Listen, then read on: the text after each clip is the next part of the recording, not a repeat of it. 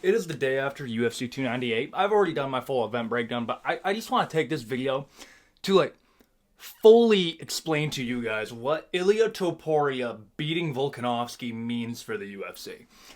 Because a lot of people are seeing that and oh, good job to Ilia Topuria, he's a star now. No.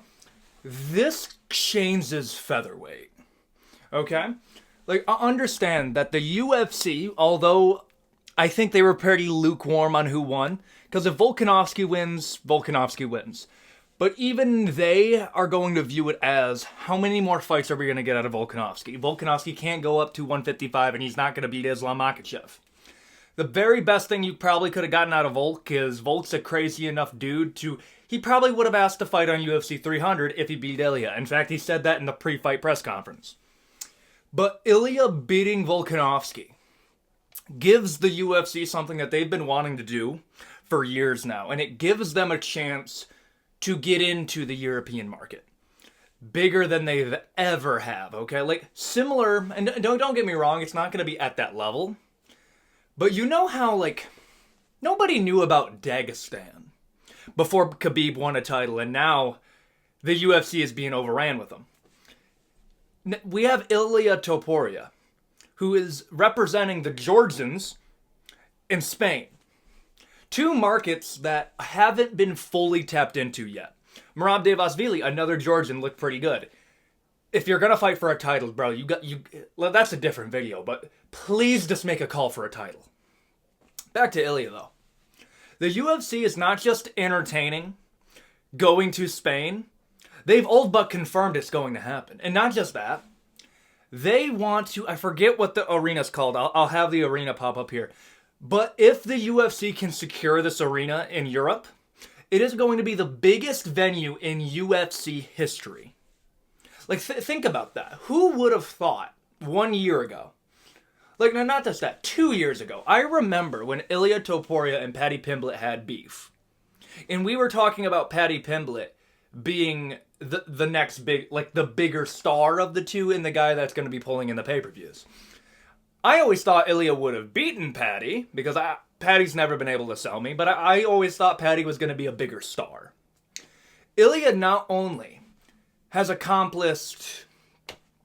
He's become a world champion in the featherweight division, beating a dude who is the pound-for-pound number 2 and was the pound-for-pound number 1 fighter in the world in the time Paddy Pimblett beat Tony Ferguson. I think that beef has been settled, okay? I think that should be something... there's a reason Paddy hasn't said shit about Ilia, because it's not... we don't want to drum up this old beef. But Ilia Topuria is going to be the key moving forward into moving into Europe. That is what the UFC is going to be using Ilia for. And to be honest with you, it's not a bad decision. My one thing with Ilia, and if there was a way to psychically tell the man this, it's brother, be yourself. Okay? We don't need another Conor, because best case scenario, you're going to be the second best Conor McGregor. Be you.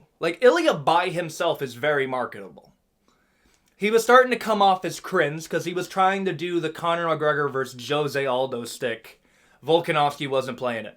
And one of the hardest things to do, when you're trying to promote a fight, and what I've seen, is it's hard to promote when the other fighter doesn't want to promote the fight. Love Volkanovski. Volkanovski, Ilia, we're not really playing off each other. Volkanovski was trolling the dude. If there was a huge fight at that press conference, that fight would have been bigger, as even just keep the same ending. Ilia beat Volkanovski. If Volkanovski were to beat Ilia, in my mind, he would have been the undisputed GOAT of featherweight. Beating out Jose Aldo. Because doing what Jose Aldo did then, and doing what Volkanovski did now, to me, that's just two different skill levels. Volk beat the past generation of fighters in Jose Aldo. Beat his current generation in a Brian Ortega, Yair Rodriguez, Max Holloway 3 times. And then when he tried to fight this next up-and-coming generation at featherweight, this Ilia Topuria, a dude that people were picking to win like it was a near pick'em, if he would have beaten Ilia, he would have been considered the GOAT of that division. And it does suck, because how many times, like your Israel Adesanyas, and John's doing pretty good. But like, how many times have fighters been so close? Like Kamaru Usman fighting a Leon Edwards. They've been so close to that GOAT level where they can actually make a case to be considered the best fighter in that division and not it being kind of like a meme thing. How many of them have failed right at the finish line? Like, here's the thing. Choosing Ilia to beat Volkanovski is almost poetic because of how well everything worked out. Now, what's next for Ilia? Ilia Topuria has a very interesting pathway forward. What does Ilia want to be? Does Ilia want to be the next superstar? I would argue going and trying to become a double champion, going this whole route, it may seem in the moment it helps your legacy. I would say it damages it. Conor McGregor in his prime, if we're going to take the Conor McGregor that fought at Jose Aldo, I would argue that human being could hold his own against some of the best featherweights in the world. That would be an interesting fight. The problem is Conor isn't even in the top 20 best MMA fighters of all time, if we're going to be honest here. Because how can you judge a dude that never defended the belt and immediately left his division? If I'm Ilia Topuria, I am in a comfortable division. I'm going to make this my home. And then go up when you don't have to worry about it, Islam Makhachev. Ilia Topuria, I keep saying it, is 27 years old. He will outlast Islam Makhachev. We are in a scenario where this next up-and-coming generation, you got your Arman Sarukians, your Ilia Topurias, your Tom Aspinall. I know, I'm talking about this new guard that's coming up that is proving to be better. Ilia Topuria could look into the future. Maybe he rules over featherweight for a couple years. 3 years in the future. Arman Sarukian might be champion over that division just because of how much younger he is. How many of these top-flight lightweights and featherweights are going to be here in 3 to 5 years? Max Holloway won't be fighting. Yair Rodriguez won't be fighting. Brian Ortega? Nope. Islam's going to be gone. Dustin Poirier gone. Dustin Gaethje, Charles Oliveira, they're not going to be here anymore. We kind of lose track because we live in the moment of the sport, but how quickly UFC fighters come in and out of the spotlight. Ilia Topuria has the perfect... expect a lot of media to be pushing Ilia Topuria because it is perfect. Champion at 27 years old. The UFC fumbled a lot of what they could have done with Conor. And listen, Conor McGregor is more charismatic, was a bigger star than Ilia was. But now the UFC has a better playbook of how to handle a young champion than they did back then. Conor McGregor, they wasted his prime. He was active all the way up into the Jose Aldo fight. And then we're talking about fighting once a year, twice a year. Conor McGregor is fighting 3 times a year before he fought for the belt. Ilia Topuria, relatively active. If we're going to talk about in between that Josh Emmett and Volkanovski fight, yeah, that wasn't so active. Keep Ilia active. My one thing for Ilia Topuria would be, do not dismiss your own division quite yet, because you do have a Max Holloway fight that sells really well. You have a Yair Rodriguez fight that sells really well. You got somebody like Movsar Evloev who's coming up, who I think you do beat. If I'm Ilia Topuria, let me tell you the options real quick. You have a fight that you're going to have to do at some point down the line, a Volkanovski rematch. Volkanovski's next fight is going to be for the belt. Ilia Topuria's next fight may not be Volkanovski. I think that's reasonable to say. Volkanovski is not going to have to fight somebody else to get to the title. He deserves an immediate title shot for his long stretch of dominance over featherweight, unless he wants to fight somebody on short notice again. I'm going to say Volkanovski, that rematch, you can do at UFC Spain. I think Ilia is going to be fighting on UFC Spain. So here are your options. You can either do Sean O'Malley, Alexander Volkanovski, the rematch, or Yair Rodriguez. Let me explain all three. Yair Rodriguez. Yair Rodriguez is going to be fighting next weekend, Mexico City, UFC Fight Night. The UFC also wants to go to the wants to go to the Sphere for Mexican Independence Day. Alexa Grasso is going to be on that card. All their Mexican champions are going to be fighting. Ilia Topuria versus Yair Rodriguez. You can sidestep Max Holloway because Max Holloway's fighting Justin Gaethje and you know he's going to be taking damage. You could sidestep Max Holloway for the time being. So that is a fight that you can do, but you won't be able to do it at Spain. You're probably going to have to do it at the Sphere. That does sell very well.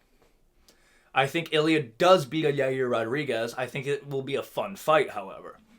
Ilia Topuria versus Alexander Volkanovski.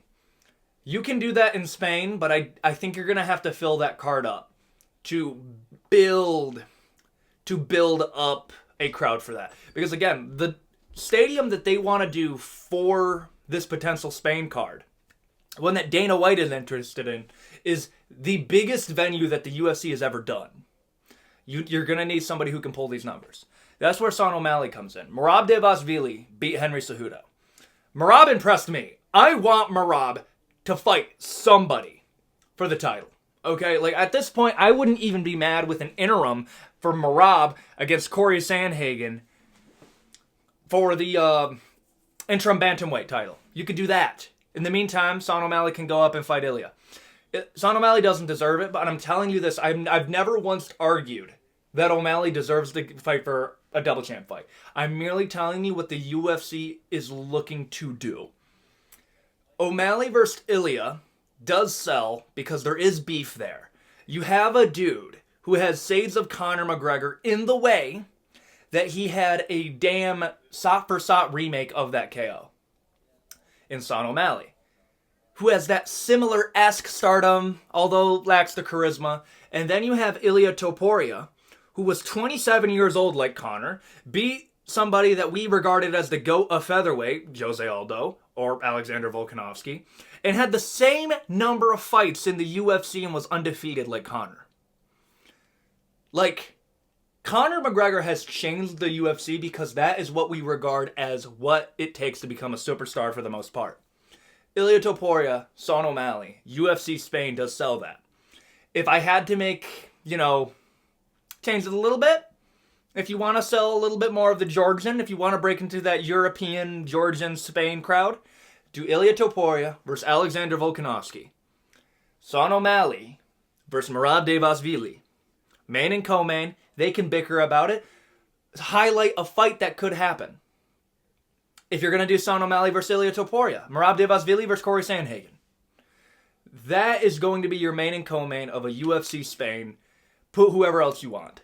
That is what I think the UFC should do, but I feel like us as a fan base are better at making fights than the actual UFC matchmakers sometimes.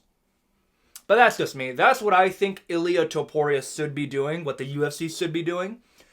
But Ilia Topuria has the best chance in a very long time of becoming a superstar. Not so much in the US. Worldwide, yes, 2.5 million followers on Instagram. Those numbers don't lie.